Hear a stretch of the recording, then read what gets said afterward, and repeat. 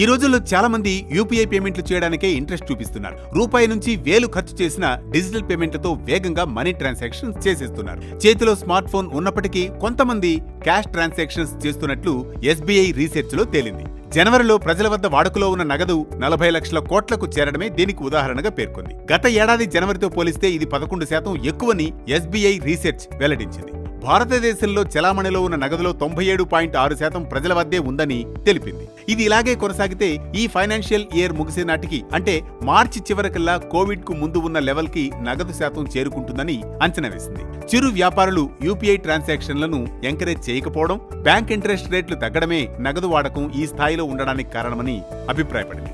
ఏటీఎంలో 100, 200 నోట్ల కరెన్సీని పెంచడం, పర్సనల్ ట్రాన్సాక్షన్స్ లో 86% చెల్లింపులు 500 రూపాయలకు మించకపోవడం కూడా కారణాలుగా పేర్కొంది. మరోవైపు జనవరిలో యూపీఐ చెల్లింపులు రికార్డు స్థాయిలో 28.3 లక్షల కోట్లు దాటాయని తెలిపింది. ఇంతకీ మీరు చెల్లింపులకు నగదు వాడుతున్నారా? యూపీఐ